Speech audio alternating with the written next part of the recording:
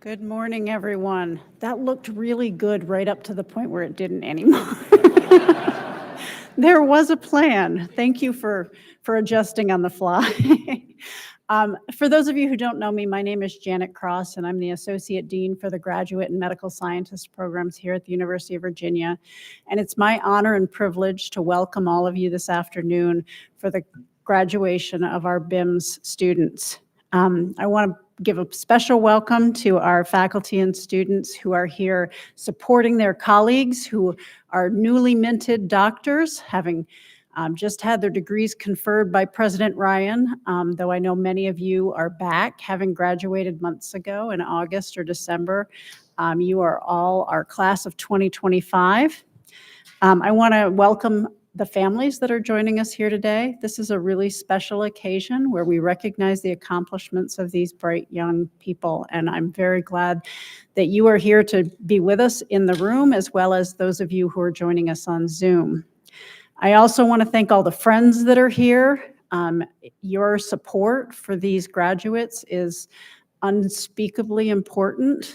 None of us would be here today if it weren't for the support of the people who were with us through our graduate school journey. And most of all, I want to welcome our graduates. I think that this is the largest hooding ceremony we've had in my memory. We have 30 students here today receiving their hoods out of a class of 42 graduates from August, December, and May. So this is clearly the largest group we've had, and I appreciate your enthusiasm and your willingness to join us today. We're thrilled to be here to celebrate the achievements of all of our graduates, and it's wonderful to have everyone here. So thank you for making the time to be here and celebrate this special occasion with us. And I'm going to kick off our ceremony today with a few words from our dean. Melina Kibbe is the dean of our School of Medicine, as well as UVA School of Medicine's Chief Health Affairs Officer. She is the James Carroll Flippin Professor of Medical Science, Professor of Surgery, and Professor of Biomedical Engineering. Dean Kibbe has been here with us since 2021, and in that time, she's been a huge supporter of our program. Shortly after arriving here, she increased the number of students in our degree program by 5. That may seem like a small number, but the impact has been huge. You may have heard on the lawn today, for those of you that were there, that there were 193 students receiving PhDs today, and 42 of them were ours. So I think that's a testament to the strength of our School of Medicine degree programs. So please join me in welcoming Dean Kibbe.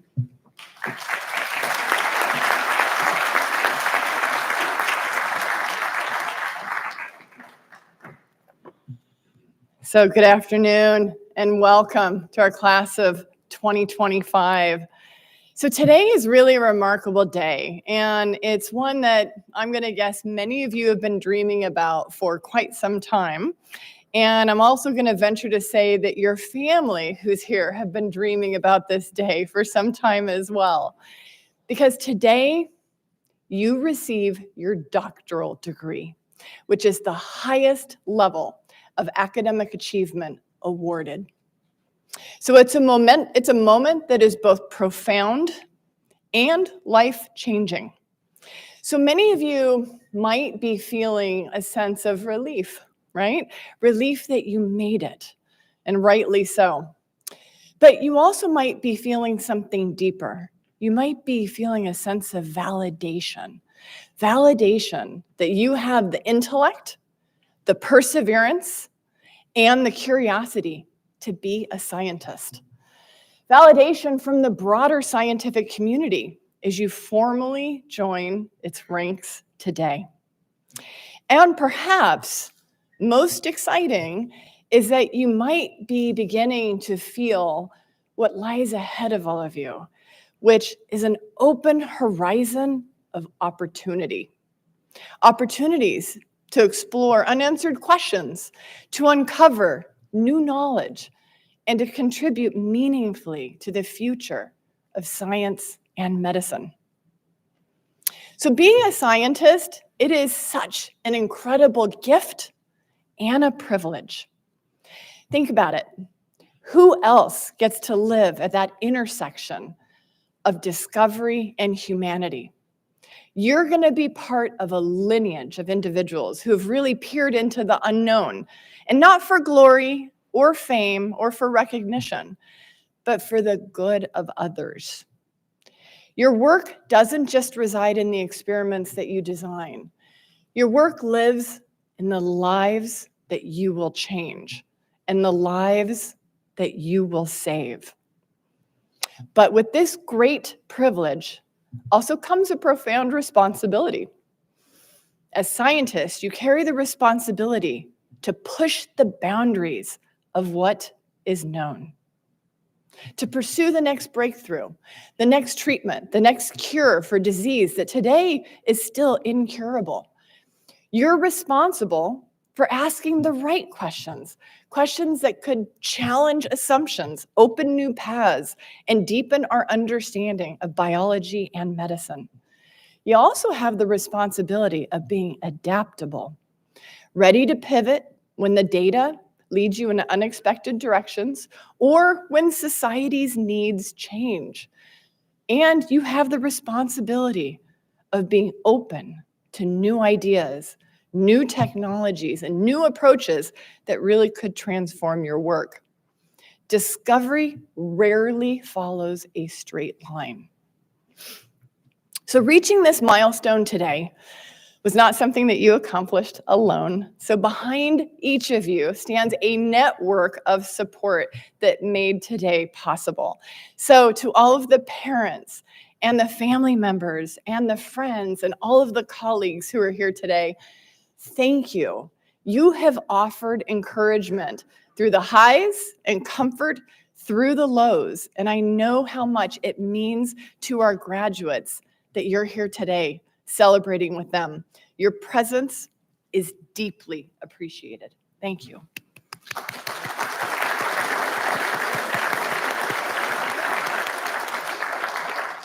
So now I would like to share with you briefly 3 stories, each from my own experience as a scientist. And each story carries with it, I would say, lessons that I have held close throughout my own career, and I hope that you all will consider these as you begin your careers. So lesson number 1, let failure be a powerful motivator. So research is incredibly rewarding, but it is hard.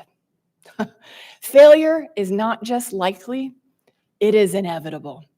Manuscripts, you're going to get many manuscripts rejected. Grants, rejected. In fact, when I submit a grant, I just go in assuming that it's going to get rejected, so that way I'm never disappointed when it happens. Experiments, they fail often. So you might be asking yourself, are you sure you want to be a scientist? So kidding aside, what is important is how you react to that failure and what you learn from it. So I will never forget my very first NIH R01 grant application as a junior faculty member. I was totally excited about the science, but I was really nervous about getting the score and getting it funded because it was my first one. So I still remember to this day when I received my summary statement with the score, there was no score. It was triaged. So that means it wasn't even discussed. And for those of you, it's in the bottom half of the applications that were reviewed. So I was devastated as my very first grant. So I could have thrown in the towel because all of those thoughts, imposter syndrome, am I good enough, etc., right?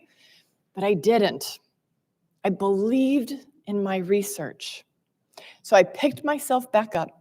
I reached out to a ton of different people for help, a lot. I got help from mentors. I got help from distant sponsors. I got help from researchers who didn't even know me. I was reaching out to people all across the country in my discipline. I rewrote the entire grant, and it went through a ridiculous number of revisions. It was like 30 before I resubmitted it. Well, guess what happened? The revised grant ended up getting a perfect score of 10. You cannot make that up. Same topic, same research. So in research, the ability to overcome setbacks and barriers, even when it's hard, is crucial. So how you respond will define your path. So let failure sharpen your focus, strengthen your determination, and push you to grow as researchers. Believe in your science. That resilience is what makes a great scientist. Lesson number 2, seize opportunities. So in the world of scientific investigation, if there's one truth that I have come to know in my own career, is that great science relies on great collaboration. So as a junior faculty member, the research I was pursuing when I first established my lab could be described as physiology and cell biology. And I had a very clear idea of what I wanted to accomplish with my own research. I wanted to develop better therapies for patients with vascular disease using novel pharmacologic approaches.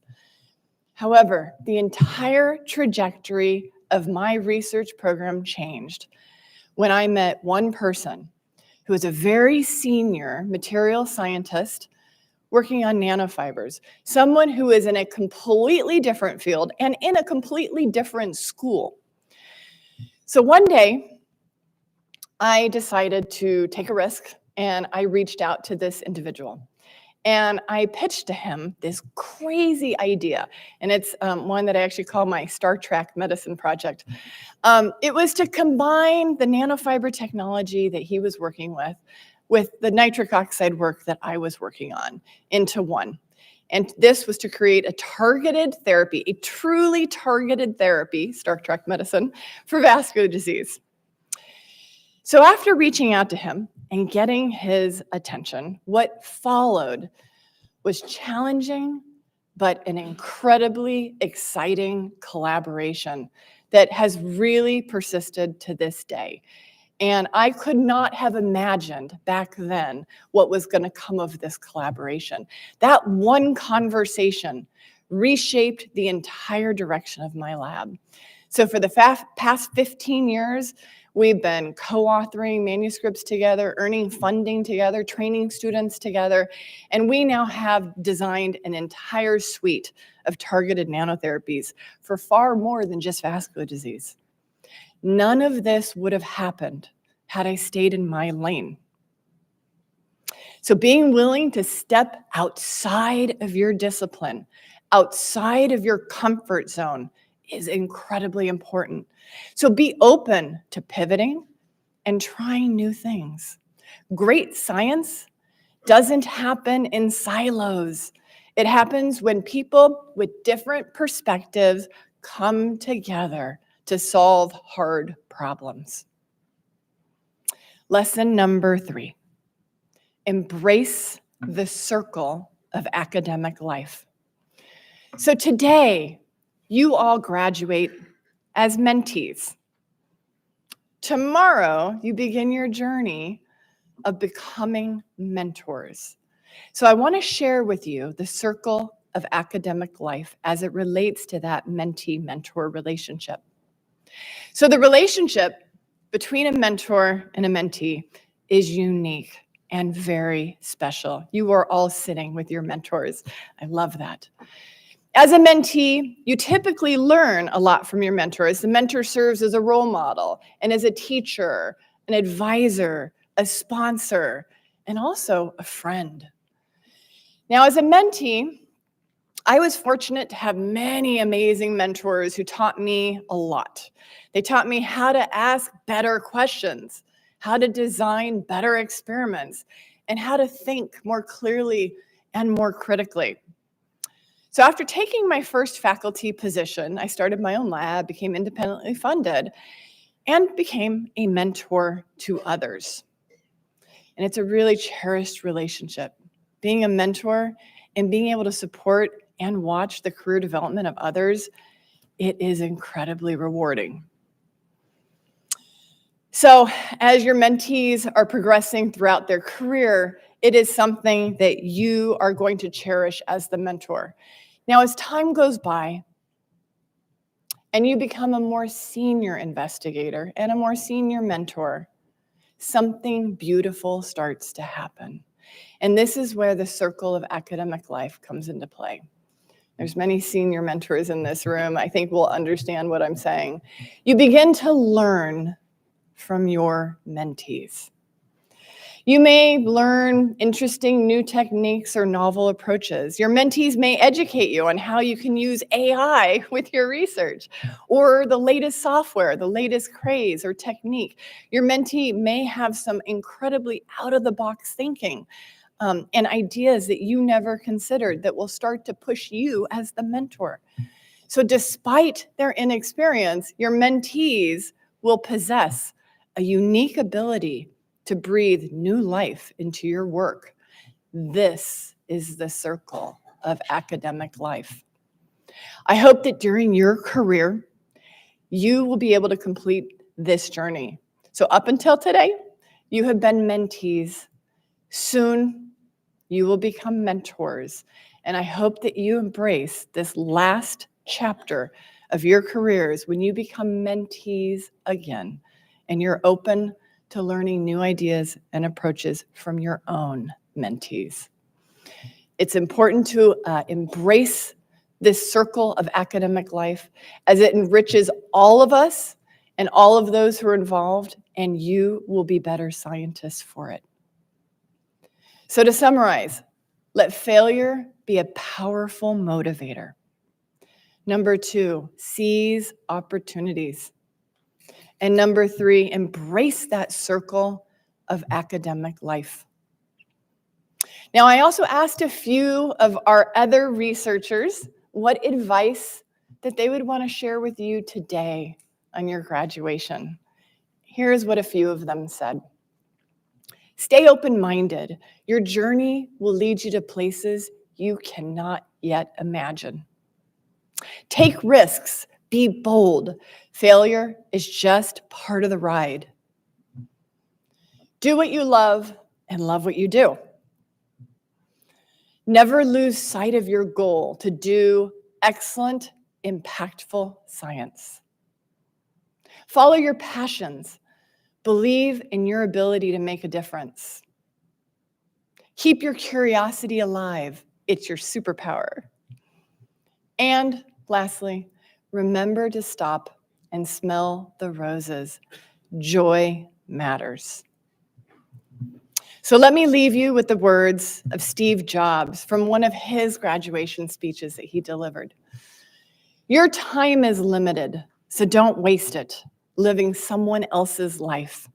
Don't be trapped by dogma, which is living with the results of other people's thinking.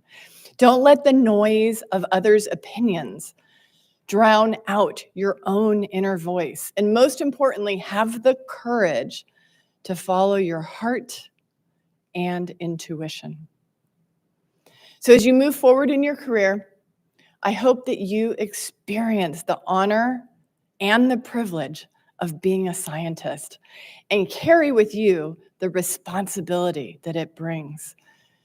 May you always be bold in your questions, meticulous in your methods, humble in your successes, and unwavering in your purpose. So class of 2024, you are ready, you are needed, and you are just getting started. Congratulations.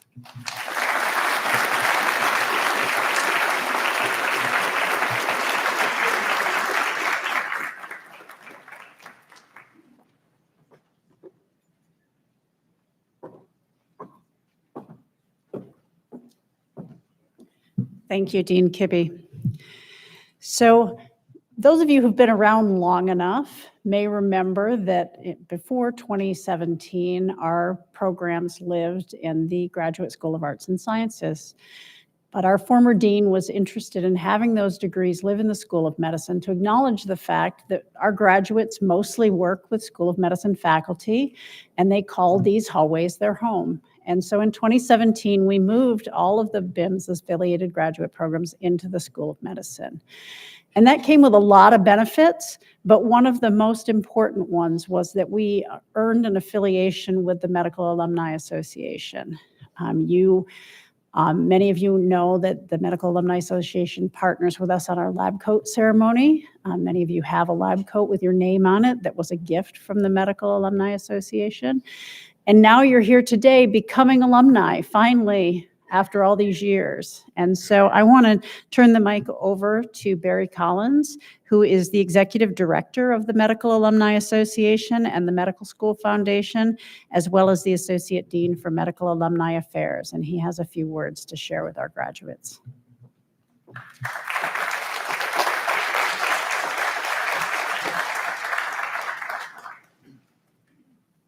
Thank you so much, Janet.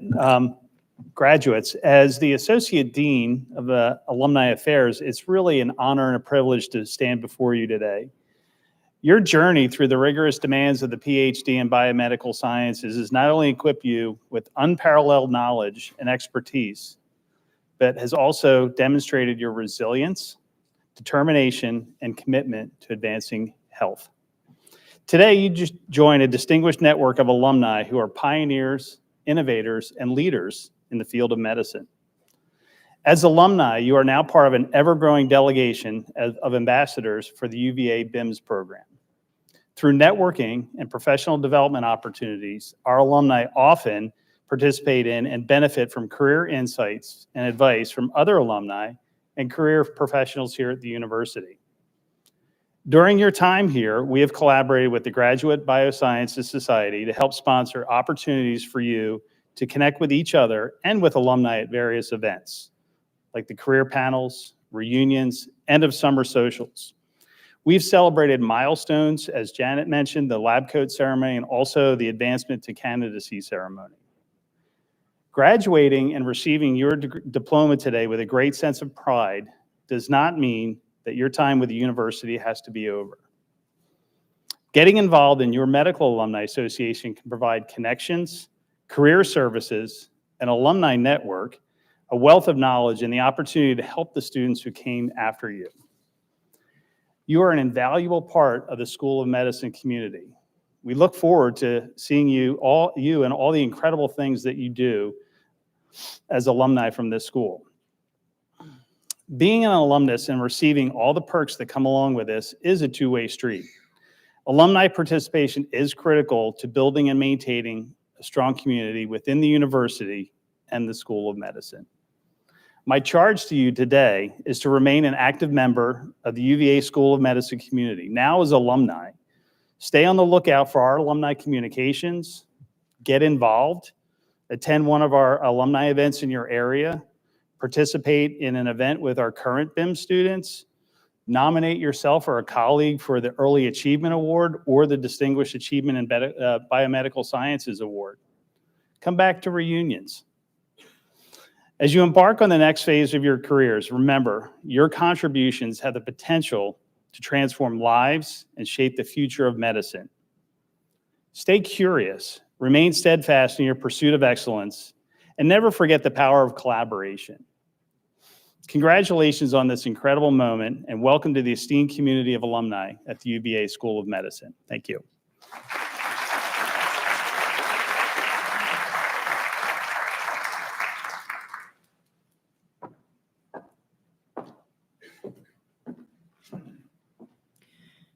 Thank you, Barry.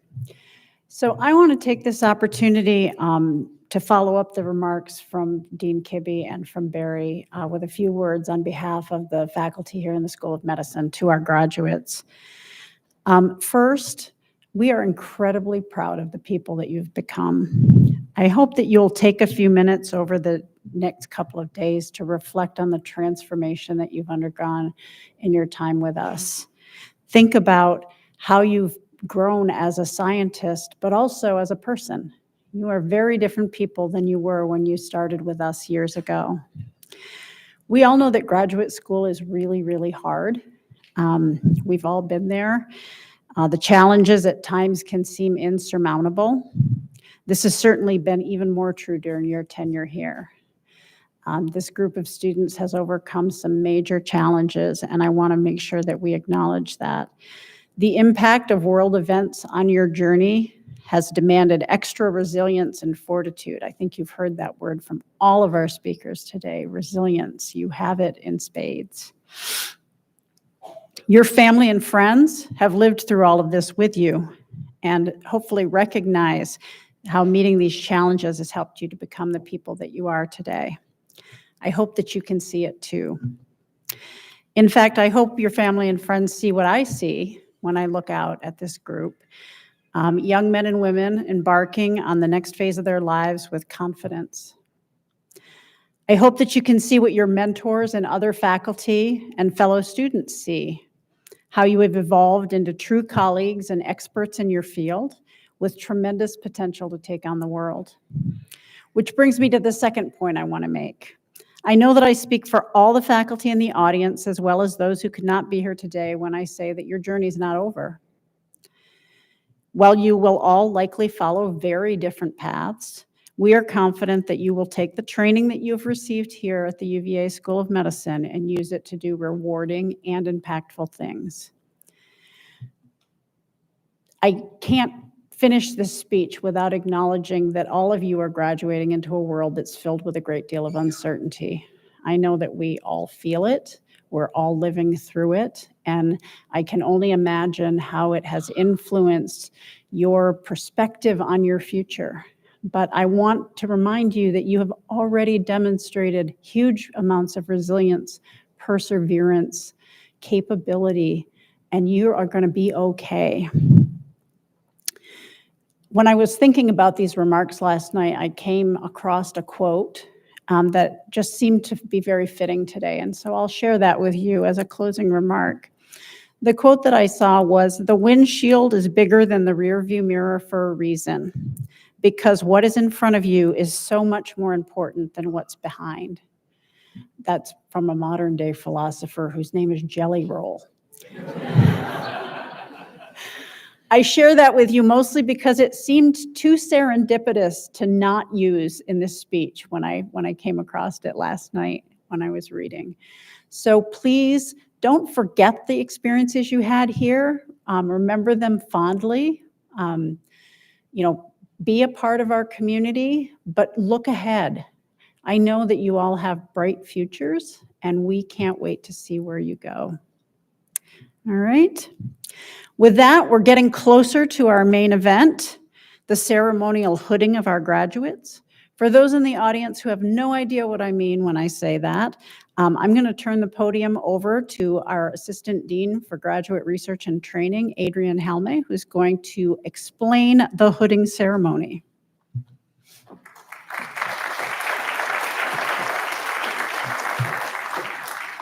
Awesome, great. So I'm standing between you all and finishing here. So first of all, I'm really honored to be participating in this ceremony with a really fantastic group of graduate students that I've gotten to know over the course of the several years you've all been here.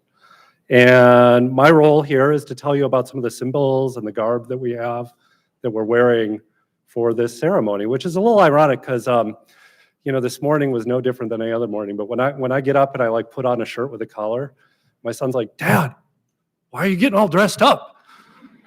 And so I probably would be, better served telling you about, a t-shirt of sort of questionable integrity and a pair of jeans that are, maybe have been washed in the last week.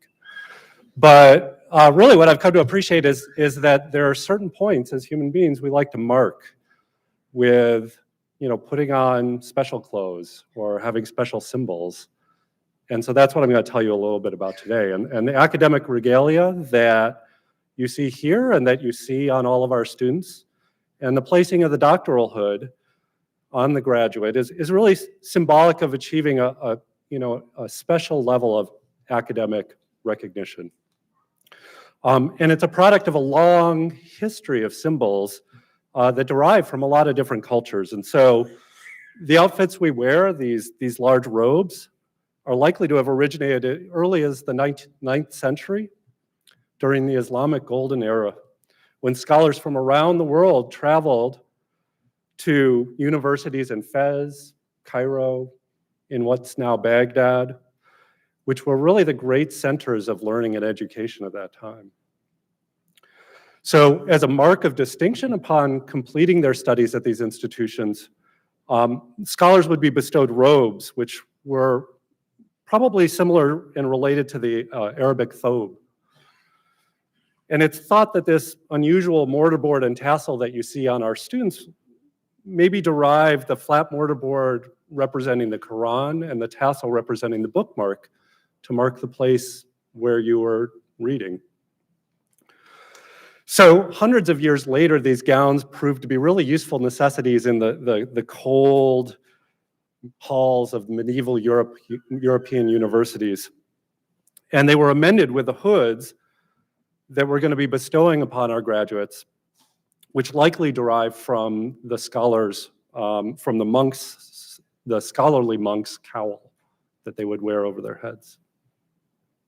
So during the Renaissance, these hoods and these outfits started to take on more symbolic representation of status with distinctive colors and fabrics signifying the rank, the degree, and the institutional affiliation of the wearer. And the interior lining of the hood displays the colors of the institution from which the degree were earned. And so on all of our students' hoods, they're going to be receiving a hood that has an orange color that represents UVA. In addition, the outer edge of the cowl is trimmed in velvet, and the color of that velvet represents the degree and the academic field. So for our students here today receiving their PhDs, their Doctor of Philosophy, the velvet is navy blue, but you'll see that some of my colleagues also have a green velvet hood representing a Doctor of Medicine as well. So the length of the hood varies depending on the level of academic achievement, with the longest hood reflecting the doctoral degree. So really, these are just the traditional symbols that are associated with this ceremony. But however, just like how these symbols have accrued meaning over the many years that we've used them, I'd really like to invite our graduates to imbue the hood with a symbolism that's meaningful to you. Right, so maybe the hood represents your history, and you can think about, well, how did you get started along your way of training to become a scientist? You know, maybe it was a teacher who inspired you and showed you that you could actually use the scientific method to understand the world around you. Maybe it was a relative that you admired, or maybe you were a first generation to get a doctoral degree. And so you're leading the way in your family. So every inch of this hood's length can represent the challenges that you faced throughout your doctoral degree. I mean, maybe it's all of those experiments that didn't work. Maybe it's the hypothesis you needed to revise because the data didn't really support it. Maybe it's every time you had to come into lab late at night to keep your experiment going. And maybe it's just the persistence and the resilience that all of you have shown to get your PhD where you had to start in an environment of a global pandemic, and you're finishing up your PhD in the environment of Doge. So the colors on the hood can reflect the community that supported your journey. Maybe it's your mentors, maybe it's your good friends, maybe it's your colleagues and family. Many of them might be here today with you to celebrate. And finally, a symbol I always like is that this hood forms a continuous loop over your shoulders, telling you that the journey's not over, that you still have many more achievements to come.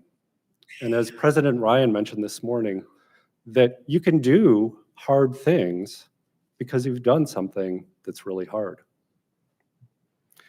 So in this way, this hood not only represents your academic achievements, but also your journey, your resilience, your perseverance, your community, and your future accomplishments. And so I'd really like to offer my heartfelt congratulations to our BIMS program students and graduates. I am so proud of what you've achieved, and I'm so excited to see what you're going to do in the future. All right. Thank you all.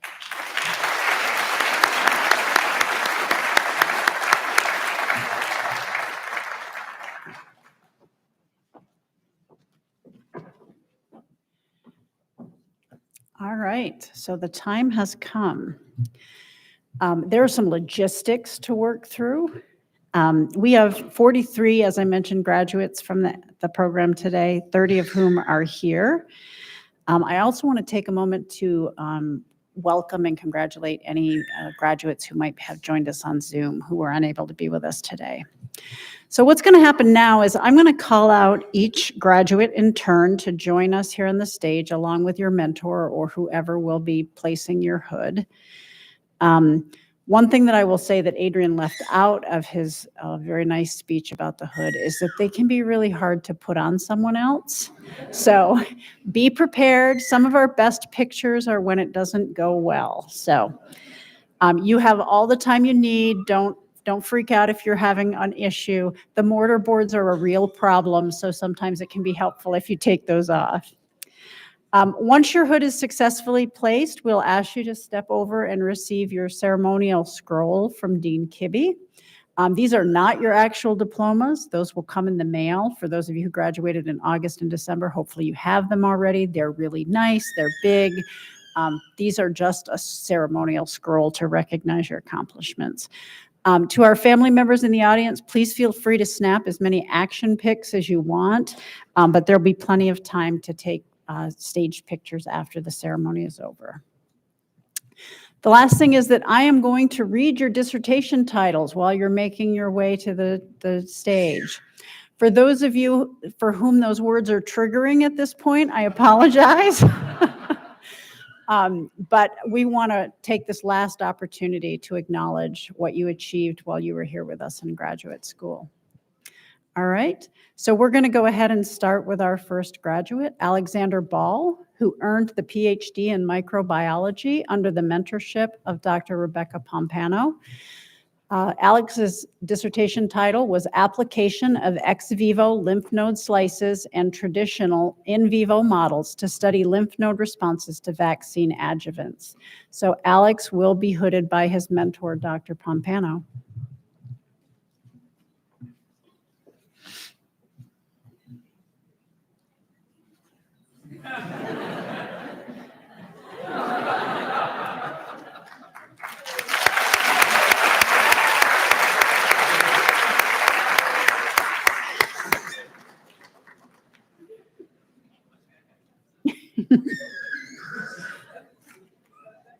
All right.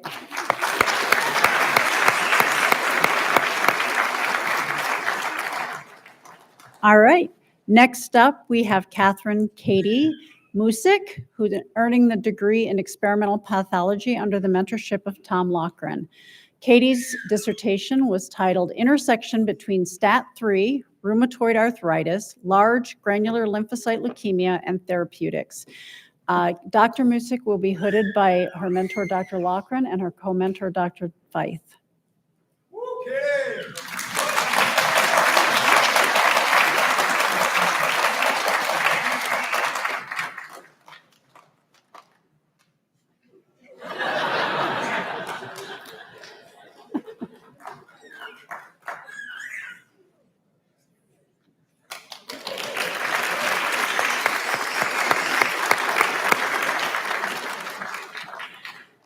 We'll get you all put together neat before we take pictures.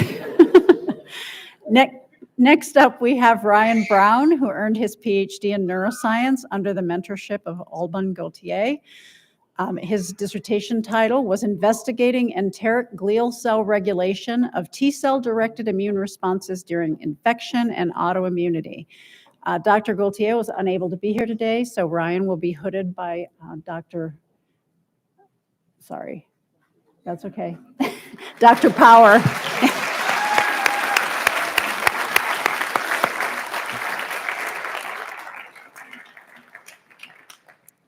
All right. Next up, we have Naomi Bryant, who earned her PhD in microbiology under the mentorship of Dr. Judith Woodfolk.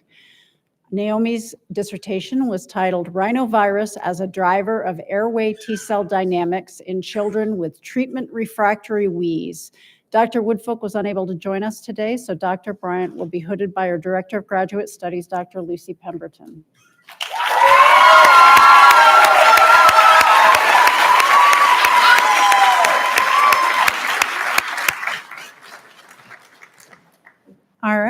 Next up is Shaylin Clancy.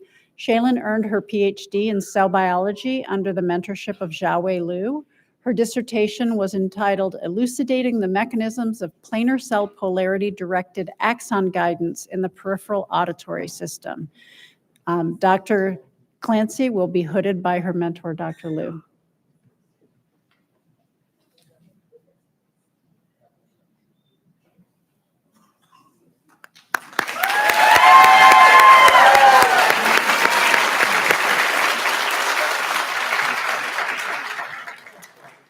All right, our next graduate is Colin Dubey, who earned his PhD in microbiology under the mentorship of Roger Abunader.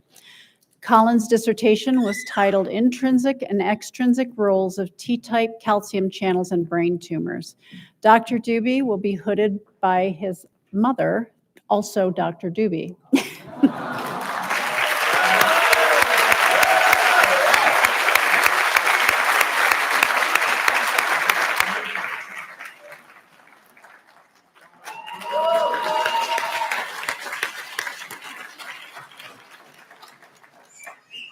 All right. Next up is Nicholas Dunham, who earned the PhD in biochemistry and molecular genetics under the mentorship of Fran Garrett-Bakelman. Nick's dissertation was titled Transcriptional Regulators Cooperate to Drive Oncogenic Transcription Networks in High-Risk Acute Myeloid Leukemia. And Nick will be hooded by his mentor, Dr. Garrett-Bakelman.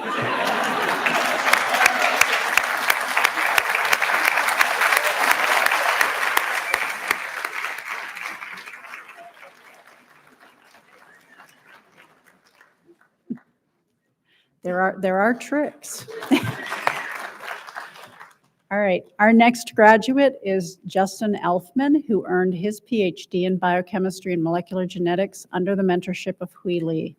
His dissertation was titled Challenging Dogmas in Biology, Leveraging Chimeric RNA Profiling to Discover Hidden Expression in Healthy Tissues and Cancer.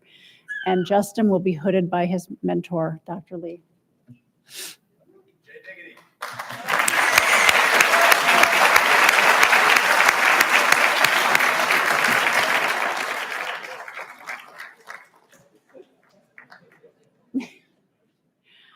All right, our next graduate is Jiaming Fu, who earned her PhD in neuroscience under the mentorship of Zhanhua Kang.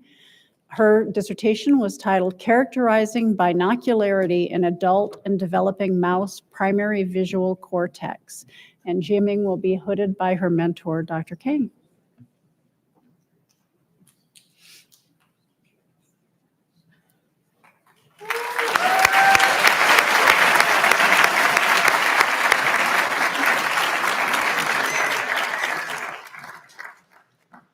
All right, next up is Lydia Keitlinger, who earned her PhD in experimental pathology under the mentorship of Tim Bullock.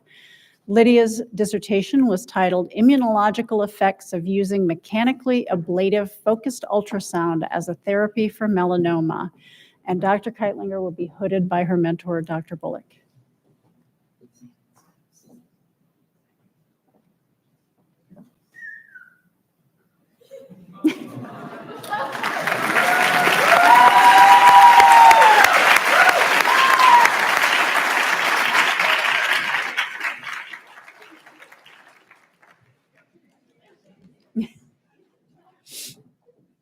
All right. Next up, we have Caitlin Cratchley, who earned her PhD in biophysics under the mentorship of Lucas Tam. Caitlin's dissertation was titled Characterization of Membrane and Protein Factors Modulating Snare-Mediated Membrane Fusion. And Dr. Cratchley will be hooded by her mentor, Dr. Tam.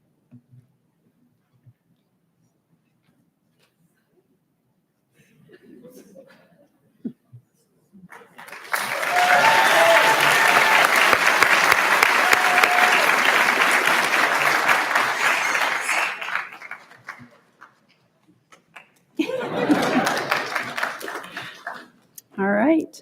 Next up, we have Kendra Liu, who earned her PhD in neuroscience under the mentorship of Dr. Sarah Kusinis. Kendra's dissertation was titled examining refinement of the early touch response circuit in zebrafish neurodevelopment. Dr. Kusinas couldn't be with us today, so Dr. Liu will be hooded by her mentor, or by her colleague, Dr. John Campbell.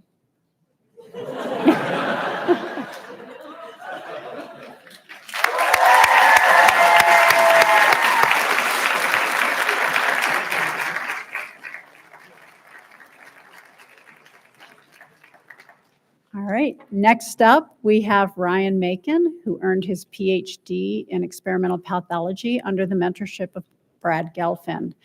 Ryan's dissertation was titled Evaluating the Role of Inflammasome Activation in Models of Pathological Ocular Angiogenesis. And Dr. Macon will be hooded by his mentor, Dr. Gelfand.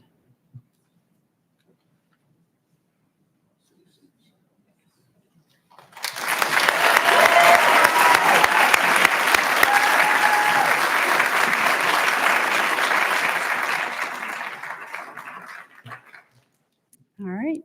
Next up, we have Mitchell McGinty, who earned his PhD in microbiology under the mentorship of Dr. Melanie Rutkowski. Mitch's dissertation was titled TLR5 Signaling Causes Dendritic Cell Dysfunction and Orchestrates Failure of Anti-PD-L1 Therapy Against Ovarian Cancer. And Dr. McGinty will be hooded by his mentor, Dr. Rutkowski.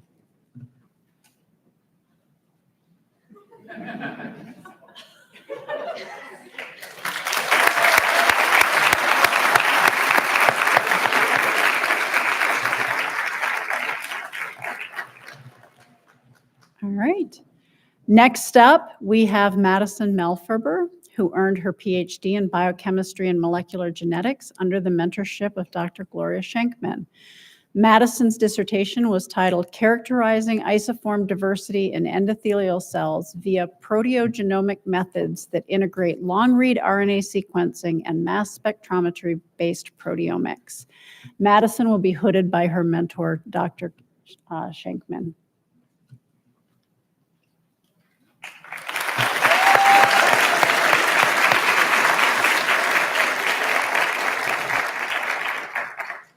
All right. Next up, we have Joshua Milstein. Joshua earned the PhD in neuroscience under the mentorship of Dr. Heather Ferris. His dissertation was titled Connecting Apolipoprotein E and the Mevalonate Pathway, Insights on the Lipid Biology of Alzheimer's Disease.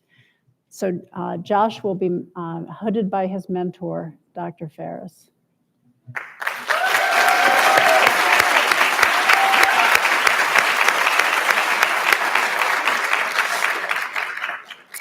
All right. Our next graduate is Maria Murach, who's earning the PhD in biochemistry and molecular genetics under the mentorship of Dr. Stefan Bakirnoff. Maria's dissertation was titled Multi-Omics in Precision Medicine.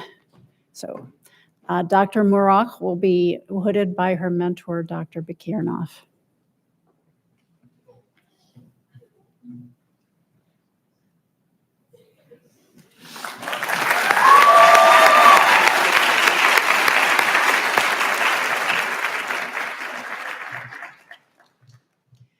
All right, our next graduate is Yen Wen, earning the PhD in microbiology under the mentorship of Hui Zhang.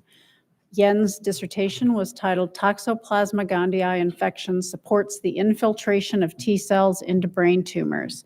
And Dr. Wen will be hooded by her mentor, Dr. Zhang.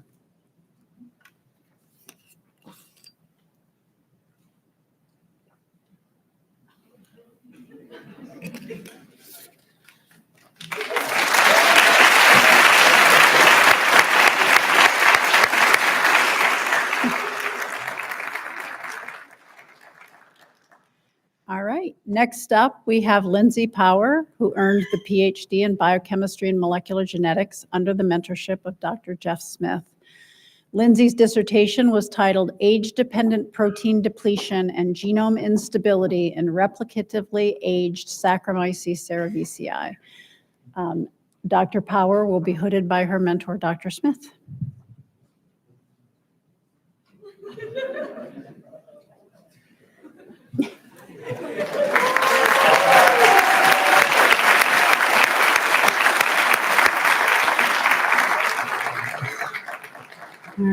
Our next graduate is Luis Real Hernandez, earning the PhD in biophysics under the mentorship of Dr. Ilya Leventhal.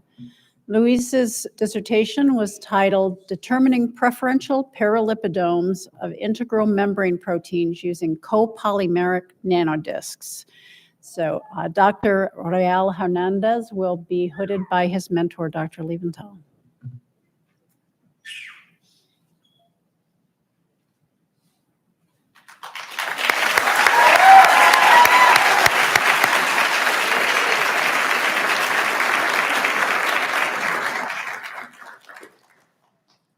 Love the shoes, Ilya. Next up, we have Yadalis Serrano Mastos, earning the PhD in microbiology with Dr. Carrie Kawarden. Yadalis' dissertation was titled The Influence of the Microbiome on Growth and Immune Development in Early Life Undernutrition. And Dr. Serrano will be hooded by her mentor, Dr. Kawarden.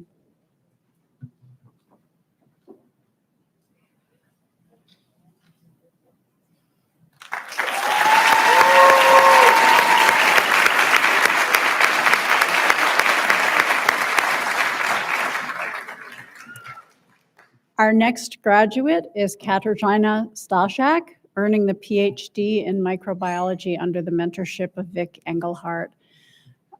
Kasha's dissertation was titled Immune Response to Intracranial B16 Melanoma Tumors. And Dr. Staszak will be hooded by her mentor, Dr. Engelhardt.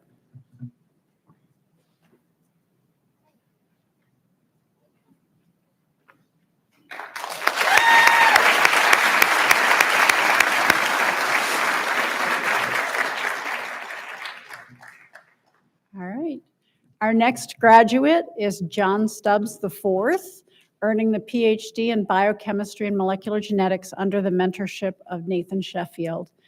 John's dissertation was titled Defining Genomic Regulators of Coronary Artery Disease Using Chromatin Accessibility. And Dr. Stubbs will be hooded by his mentor, Dr. Sheffield.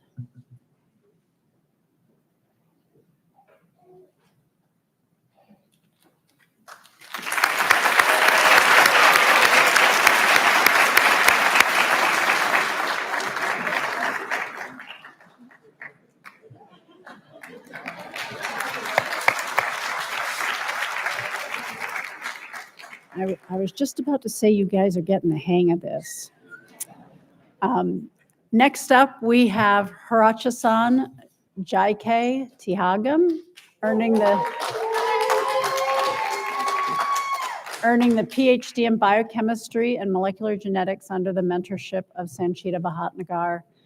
Rashasan's dissertation title was Oncogenic TRIM37 in TNBC, From Molecular Mechanisms to New Functions. Dr. Bhatnagar could not join us today, so Dr. Rashasan will be hooded by her Director of Graduate Studies, Jeff Smith.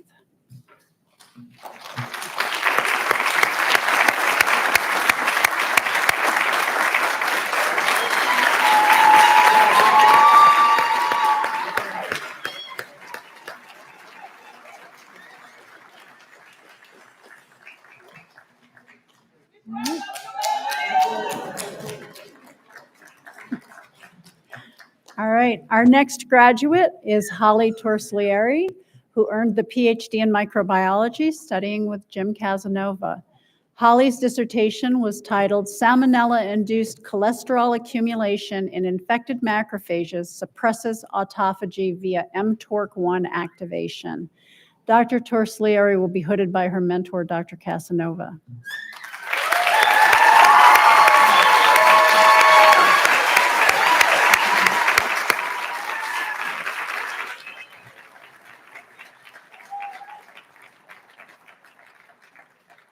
Our next graduate is David Tyus, earning the PhD in neuroscience under the mentorship of Bill Petrie. David's dissertation title was The Sympathetic Nervous System Mediates Disease Progression in C. difficile Infection. And Dr. Tyus will be hooded by his mentor, Dr. Petrie.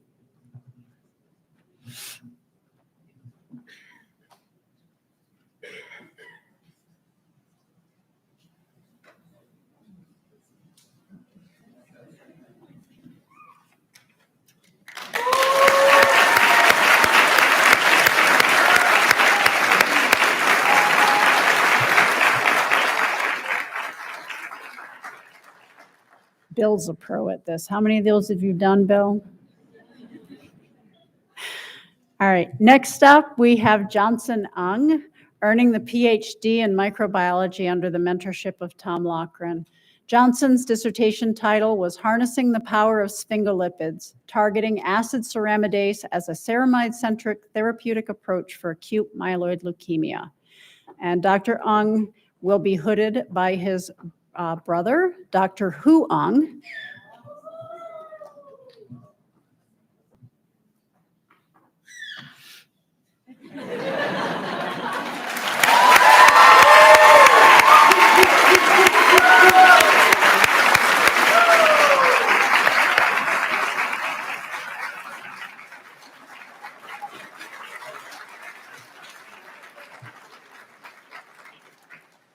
Next up, we have Addison Webster, earning the PhD in neuroscience under the mentorship of John Campbell. Addison's dissertation was titled Unraveling the Neural Circuitry of Energy Balance with Molecular Connectomics. And Dr. Webster will be hooded by her mentor, Dr. Campbell.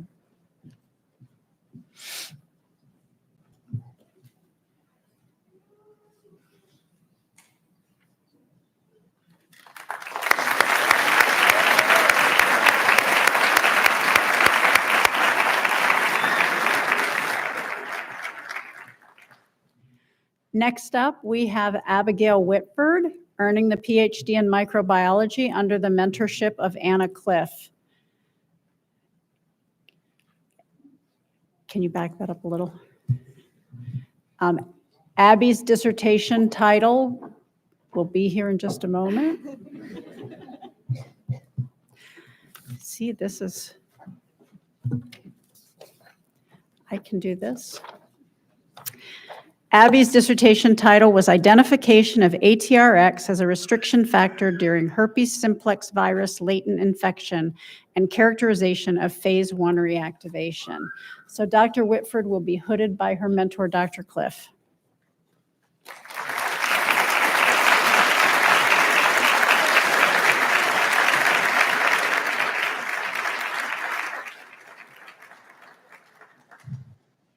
All right, and our final graduate this afternoon is Xiaoyu Chao, earning the PhD in microbiology under the mentorship of Sarah Ewald. Xiaoyu's dissertation was titled Toxoplasma Killing and the Host Inflammasome. And Dr. Xiao will be hooded by his mentor, Dr. Ewald.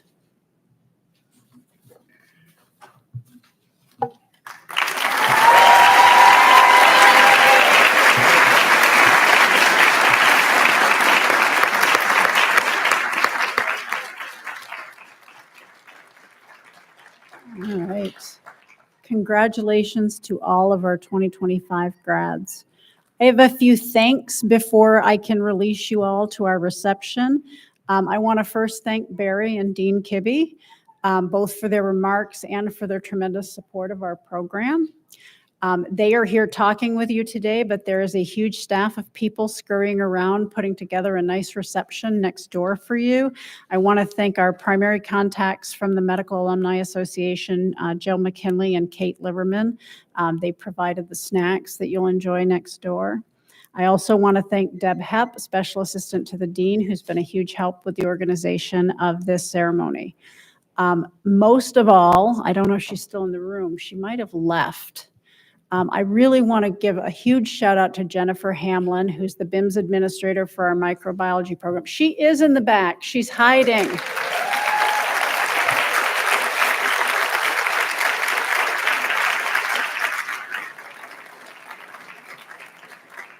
So Jennifer is our master event planner.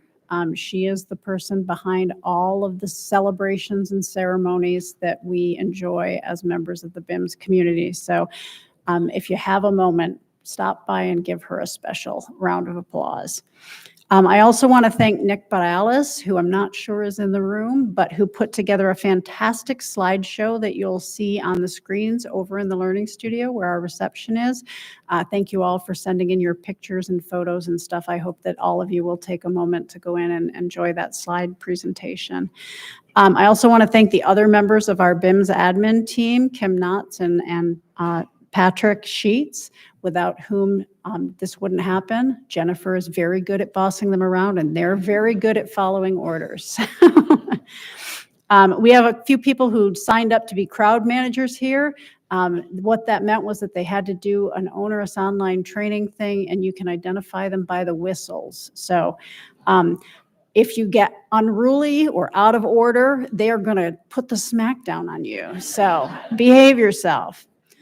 I want to thank the members of our Graduate Biosciences Society, who you may have seen when you came in: Paul Dell, Luke Voss, Ariana Sabzavari, Sophie O'Keefe, and Akshita Marani have all pitched in to help with the reception next door, to hand out programs, et cetera, the nice little things that make the day special. And a final thank you to the students, mentors, family, and friends who made this event special by being here with us today. We really appreciate you. This is going to conclude our hooding ceremony. We have a reception set up out next door in the Learning Studio where you can watch the slideshow, but it's also beautiful, and so the Medical Alumni Association has moved part of the reception outside so we can enjoy the outdoor space as well, maybe once we get out of these black polyester robes. The Learning Studio at least is climate controlled, so if you've had enough of the heat, that's a good place to hang out. I am going to ask our graduates to please stay here. We want to take some photos before we let you go to the reception, but if you can direct your family over that way, we will join them very shortly. So grads and maybe mentors hang out for a few minutes too. Thank you all.